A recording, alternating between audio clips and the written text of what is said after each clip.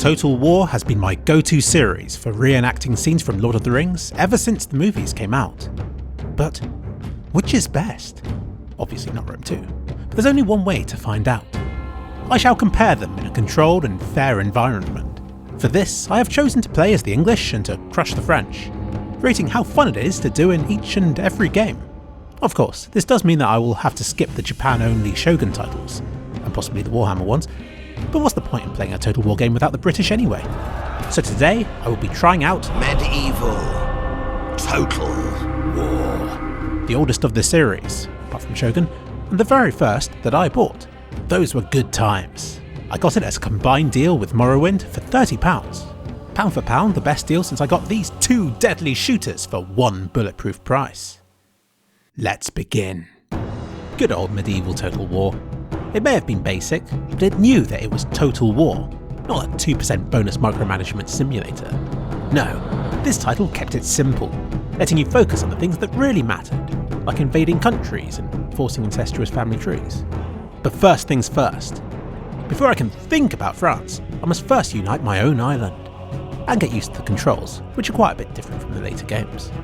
I couldn't work out how to get units to leave their castles for a while, then accidentally got my king stuck in there as well.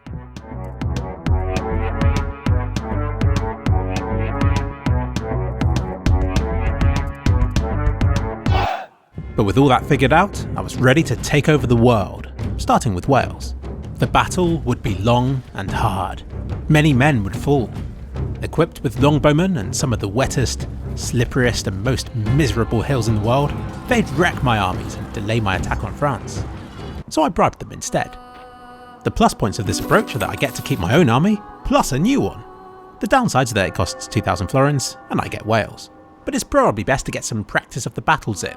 So I launched an attack on Scotland, led by the king himself. To maximise my archer's range, I chose to fight when the weather would be clear all day. But remember, this is Britain. Having maximised my chances, now all I had to do was to find the enemy. I eventually found them hidden in the trees. I kind of expected them to jump out at me as I went past them, but they seemed happy camped there, allowing for me to gain the high ground and to launch barrage after barrage of arrows into their ranks, which was a tad hindered by the rain.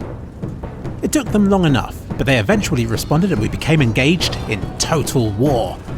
My foot soldiers were my major weakness, comprising of peasants who stood no chance against their hardened warriors. But I had horses, and the king himself flanked the enemy and charged into their rears, sandwiching the Scottish. But then another bunch of Scotsmen sandwiched my horses between them. Things got messy and I tried to get my horses to retreat, but they weren't having any of it. I was honestly expecting my king to die at any second. The enemy general is dead, a blackguard gone to his deserved grave. Even though they had a pretty good advantage, having their general die immediately made the rest of them give up and run away, meaning that I had secured the whole of Britain for myself. But a difficult choice lay ahead. Should I, the King of England, be a ruthless dictator or a fair and just leader? After all, it was I who had invaded their lands, so why should they... It was truly a blessed day for England, for not only had I secured the island, but the Pope paid me for being a good Christian, and my son came of age, ready to be tossed into the battlefield as cannon fodder. I married him to both of his sisters to ensure the bloodline remained pure, and planned my assault on France. Turns out England used to be pretty awesome, and had already taken over most of western France. The French mostly resided in the east, though strangely also held onto Brittany. Clearly, this is the first place I want to attack, though it's guarded by a pretty formidable general. I decided to play it smart for now by reinforcing what I had first by securing everywhere with forts, and to research people with actual weapons to be my main foot soldiers. Also, the bloody Welsh were at it again with another, bigger army that I had to deal with. But I had a problem. I didn't have enough money to bribe Wales, but also I didn't have a big enough army to comfortably beat them with, so instead, progress slowed to a crawl. I built farms and all that boring ass shit instead, spamming the end turn button as my money replenished and then was spent again, over and over. But the time wasn't wasted. I remembered a lot about the game's mechanics. Countries came to me requesting alliances, and in general there was great peace and prosperity across the world, apart from when Germany attacked France and was then excommunicated. That was something I'd have to bear in mind for when I finally decided to attack them myself. This is kind of sad, but being a fan of Lord of the Rings, I always made a big effort to ally with Aragon. So of course, I accepted without a moment's notice when they requested it this time. Spamming the end turn button, I knew the clock was ticking. The French would troll me by saying how happy they were, and sadly the King of England eventually died too, replaced by one of his many illegitimate sons. I was eventually rich enough to bribe Wales again, amassing a large and well-equipped army with it, and I prepared for my attack on France. And for now at least, the royal family was doing a good job of keeping the perversion secret. The incest was starting to take effect too, as the royal family evolved to the next level. I began researching buildings that could produce exotic units, or at least not just your average farmer. I lowered tax rates in far out regions so I could move their armies to the front line without fear of rebellion. And I planned my double-pronged attack. My troops from England landed in Flanders to face the French King's army, while my already France-based troops teamed up against Brittany. My English troops didn't even get a fight since the French just ran away, but those in Brittany had nowhere to go and a battle broke out between two high-ranked armies. I approached them slowly, across the hills. Their two almighty ballistas managed an impressive 1 kill before they were overrun and destroyed.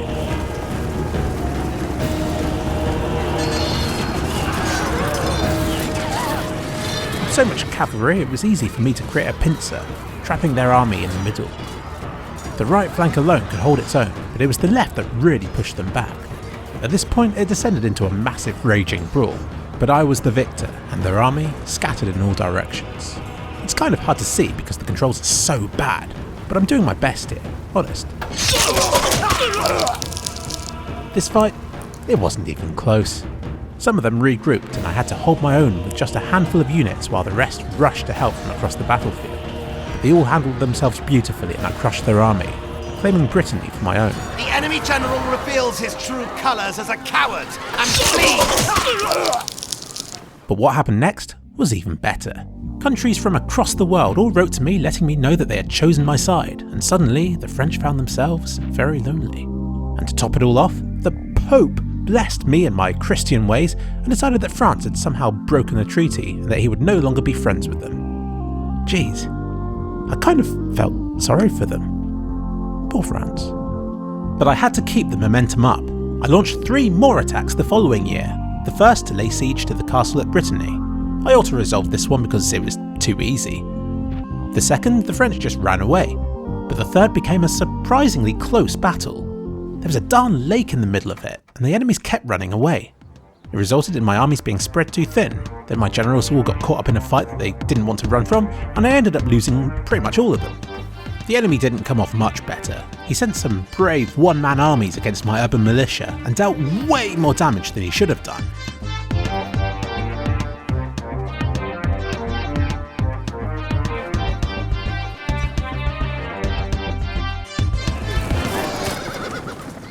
And then the second one-man army arrived.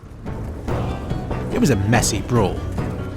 When my main general fell, those engaged in combat quickly ran away, but luckily my reserve footmen finally made it to the front line and finished off the stragglers.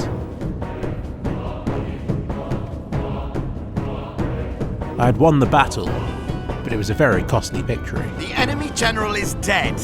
I had secured 3 more provinces and ransomed back important prisoners for a huge amount of money. But then the Pope decided that I had had enough fun and threatened me with excommunication. This meant that I had 2 turns to get out of French-owned provinces before the Pope tells the whole of Europe to destroy me. And so began another boring period where I built up my armies and shifted them to the front line, waiting for the excommunication timeout. I began to get some pretty decent units and commanded a siege that I couldn't be bothered to do properly and sustained heavy losses, but here's what such a battle looks like in case you were interested. Admittedly, when I agreed to this battle I thought I was the one in the castle, defending against the French, but sadly this wasn't the case. I don't think they've attacked me once so far. Poor French. They had pimped their fortress out with catapults, ballistas and burning oil, which they poured on my army. I lost a decent general amidst the commotion. All in all, I think this would have been one of the better battles to have auto-resolved. Anyway, eventually the Pope forgot about my aggression and I could set to work destroying what looked very much like the final French province, guarded by a decent army and the king himself.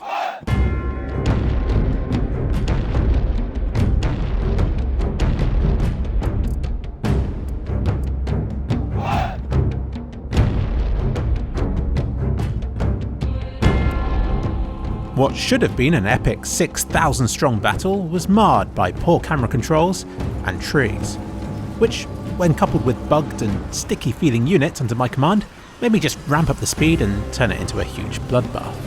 The battle raged on, but the quality of my troops and the fact that I had like twice the number resulted in an easy victory where the French eventually ran away.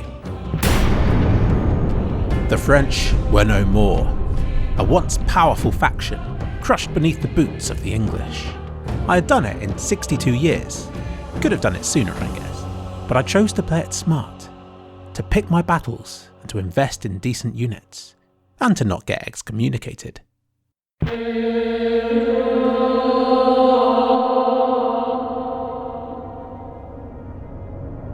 This has been Medieval Total War. First released in 2002, it's kind of showing its age. The battles are annoyingly unresponsive, and I can appreciate the improvements they've made in more recent titles. But I like the difference the quality of the units makes. Get a decent soldier and he'll destroy weaker ones. Something I feel has been toned down too much in the newer games.